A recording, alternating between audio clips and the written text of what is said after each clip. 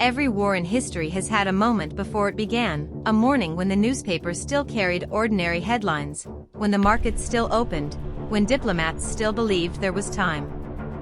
February 28, 2026 was not that morning. By the time most of the world woke up, the skies over Tehran were already burning. The strikes had been planned. The language had been war for months. And yet when the first missiles fell, something shifted in the global order, quietly, irrevocably, like a fault line finally giving way. This is not a film about heroes and villains. This is a film about how the world arrives at the edge, and what it finds when it looks down. Part 1, The Sudden Storm.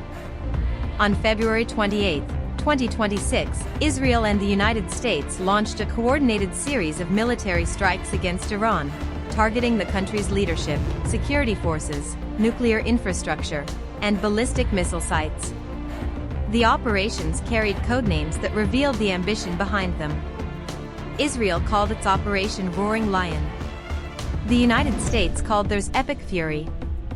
These were not warning shots. The strikes hit the cities of Tehran, Isfahan, Qom, Karaj, and Kermanshah. Among the targets confirmed killed, Supreme Leader Ali Khamenei, whose compound was destroyed. The assassination of a sitting head of state. The removal of a figure who had ruled Iran for 35 years. In a single night.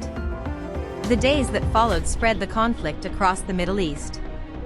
Lebanon's Hezbollah entered the conflict.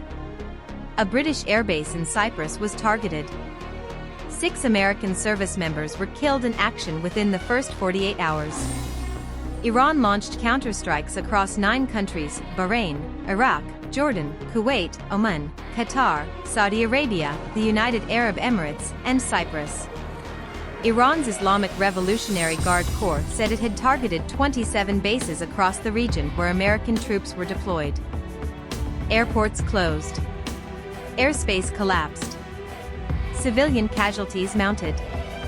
Fear of broader instability swept through Lebanon and the Persian Gulf states. The world had been warned. For years. No one had quite believed it. Part 2, The Long Rivalry. To understand what happened on February 28, 2026, you must travel backwards, not years, but decades. In 1953, a US and UK-backed coup deposed Iranian Prime Minister Mohammad Mossadegh and reinforced the rule of the Shah, Mohammad Reza Pahlavi.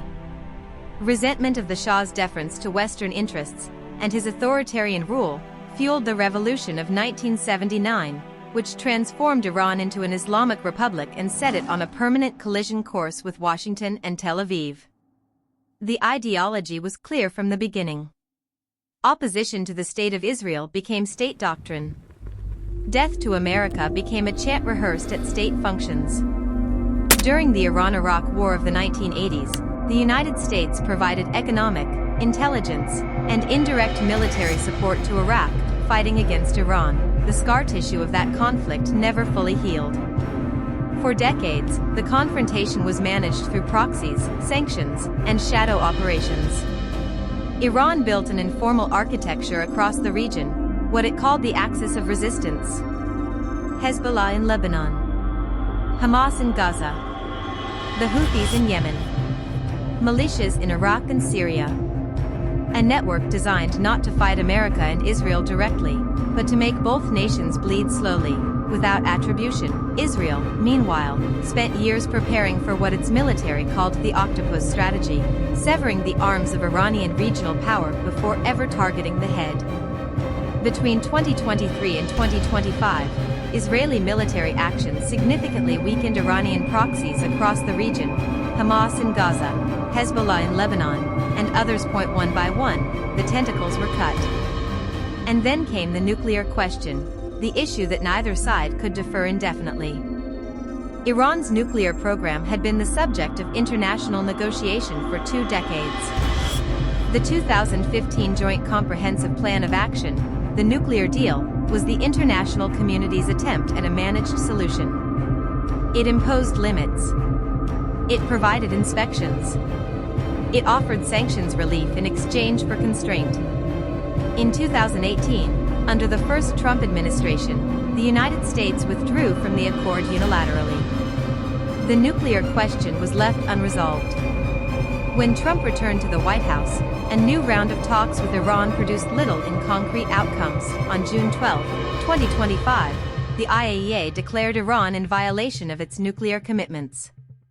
Israel launched a military operation the following day, striking military and nuclear sites over 2 weeks, dealing significant damage to Iranian infrastructure. That operation did not end the nuclear program. It accelerated the timeline to confrontation. Part 3: The breaking point. By early 2026, Iran was weakened but not broken. There were extensive protests inside Iran in early 2026, driven by a deteriorating economy and failing infrastructure. The regime crushed them with force. Student protests resumed in late February. A government under pressure at home. A nuclear program still functioning, at least partially. A supreme leader who had survived one military campaign. And a U.S. administration watching the clock. On February 25, 2026, Iran's Foreign Minister Abbas Araghchi stated publicly that a historic agreement with the United States to avert military conflict was within reach. He emphasized that diplomacy must be prioritized. He reiterated Iran's position that it held no ambition to develop nuclear weapons. The talks were in Geneva. Both sides were at the table. Then the bombs fell. China's representative at the United Nations Security Council called it shocking that the strikes came precisely as negotiations had been making significant progress, including on addressing Israel's security concerns. Russia's analysis was pointed. The attack occurred during negotiations, at a moment when Iran had been making concessions. For Iran, the stakes were existential. Its proxies had been attrited. Its nuclear program had been damaged. An uprising had shaken its legitimacy. The regime saw the conflict coming, imposing high costs on Washington, its neighbors, and the global economy became its survival strategy. Iran's response was named Operation True Promise 4, the fourth escalation in a cycle of retaliation that had been building since at least 2024. Israel's Air Force reportedly dropped more than 1,200 munitions across 24 of Iran's 31 provinces in the opening phase of the attack alone. The confirmed death toll inside Iran reached over 1,000 in the initial days. The deadliest single incident, a strike on a girls' elementary school in the city of Minab, which killed approximately 180 children, according to Iranian health officials. These figures, if confirmed, will shape how this war is remembered. Israeli Prime Minister Benjamin Netanyahu addressed the Iranian people directly in Farsi, calling on them to take to the streets in millions to complete what he described as the removal of a regime that had made their lives bitter. Former Israeli government advisor Daniel Levy told Al Jazeera that he believed Israel had no real interest in smooth regime change, that the idea of a controlled political transition in Tehran was, in his assessment, something of a political fiction. Regime change was the stated goal. Whether it was achievable was a different question entirely. Part 4: The Global Consequences. Modern wars do not stay in their borders. They move through oil pipelines and shipping lanes, through algorithm-driven financial markets, through the anxious phone calls of allied governments who did not vote for this war but now find themselves inside it. Major airports in Dubai, Abu Dhabi, and Doha suspended flights as the conflict escalated, disrupting connecting air routes used by millions of passengers annually. Airlines including Emirates, Etihad, and Qatar Airways halted operations from their home bases. The Persian Gulf, the logistical spine of global aviation, went dark. Oil markets felt it instantly. The Strait of Hormuz, through which nearly a fifth of the world's oil supply transits, became a zone of active military conflict. Iranian attacks on Gulf infrastructure were not random. They were calculated. Tehran's strategy was textbook: escalate strikes on neighbors' energy and economic infrastructure to create pressure and incentives for a negotiated exit. Having lost its proxies and suffered damage to its nuclear program, imposing high costs on the global economy was the regime's primary surviving leverage. the diplomatic lines fractured along familiar geometries. Russia and China released statements of support for Iran while Canada, Australia, and Ukraine expressed support for the United States and Israel. European leaders called for maximum restraint from all parties and urged a return to negotiations. Russia's Foreign Minister Lavrov made one of the conflict's most arresting observations: the logical consequence of the US-Israeli strikes, he argued, could be that forces would emerge inside Iran in favor of doing exactly what the Americans claimed to be preventing: acquiring a nuclear weapon. Because the US doesn't attack those who have nuclear bombs, Lavrov said, it was a strategic argument dressed as a warning.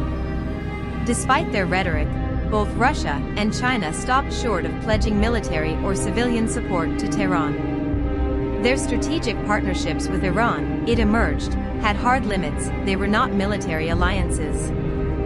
It was a strategic argument dressed as a warning. Despite their rhetoric, both Russia and China stopped short of pledging military or civilian support to Tehran. Their strategic partnerships with Iran, it emerged, had hard limits. They were not military alliances. This was not merely a regional war. It was being fought over geography, over pipelines, over the architecture of economic power in the coming century. Nuclear strategists analyzing the conflict noted that while the immediate operations were conducted to prevent Iranian nuclearization, the crisis introduced unpredictable second-order dynamics. Iran could seek nuclear-armed state allies, North Korea or Pakistan, as equalizing surrogates. Arab Gulf states, witnesses to Iran's conventional vulnerability, might accelerate their own nuclear ambitions, Lavrov said directly. Arab countries could now join the race to acquire nuclear weapons, and the nuclear proliferation problem will begin to spiral out of control. A war fought to stop a nuclear bomb may have planted the seeds for several more. Part 5, The Reflection. There is a question that every student of history eventually asks. Not why wars begin, but why they spread. The answer is almost always the same, because no one can fully contain what they start. By March 2nd, Israeli ground forces entered southern Lebanon, aiming to establish what they described as a security buffer zone, reopening a front that a 2024 ceasefire had nominally closed. Hezbollah fired on a military base in northern Israel in the early hours of March 3rd, citing the killing of Khamenei as justification. Israeli airstrikes on Beirut and southern Lebanon followed. A U.S. military jet went down in Kuwait. Iranian drones struck a runway at a UK military base in Cyprus. Air assets were deployed in a defensive capacity. British territory was now inside the conflict. Colombia's representative at the UN Security Council stated that no state could unilaterally claim the right to attack another for the purposes of regime change, and warned against selective interpretations of international law. The League of Arab States observer said the moment had arrived when the Arab-Israeli conflict had expanded into a full-scale regional war. These are the mechanics of escalation. Not a single decision. 1,000 decisions, each one slightly beyond the last. The 1914 analogy haunts historians for good reason. An assassination in Sarajevo. Mobilization orders that could not be reversed. Alliance structures that turned one country's war into everyone's war. Not because the leaders wanted global catastrophe, but because the system had been wound too tight for too long. In 2026, the system is wound tighter still.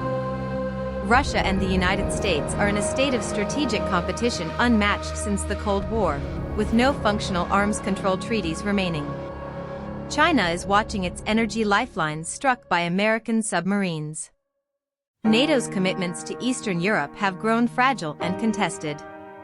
The nuclear non-proliferation architecture, the IAEA, the NPT, the bilateral treaties, has been eroding for years. Analysts at Chatham House had warned in late 2025 that the international security order was deteriorating, that allies were less certain of U.S. extended deterrence, and that some were quietly weighing their own nuclear options. The strikes on Iran happened in this environment. Not in a vacuum. In a world already stretched close to its breaking point. What comes next depends on 100 variables that cannot be modeled. Whether the Iranian regime collapses, consolidates, or fragments into something more dangerous. Whether the conflict in Lebanon reignites in full. Whether the oil markets trigger a global recession that reshapes domestic politics across Europe, Asia, and the Americas. Whether one miscalculated missile strike, like the American jets accidentally downed by Kuwait's own air defense systems, sets in motion a sequence that no one intended and no one can stop. Russia sought to discourage this escalation through naval exercises with Iran alongside China. It was not enough, deterrence failed. Diplomacy was interrupted. And the bombs fell anyway. History has a way of making the unthinkable seem inevitable in retrospect. What is remarkable is never how wars end. It is how confidently, how routinely, the world told itself that this one would not begin. As of March 5, 2026, the conflict between the United States, Israel, and Iran is ongoing. The trajectory remains uncertain. Civilian casualties continue to be reported. Diplomatic channels remain open and largely unused.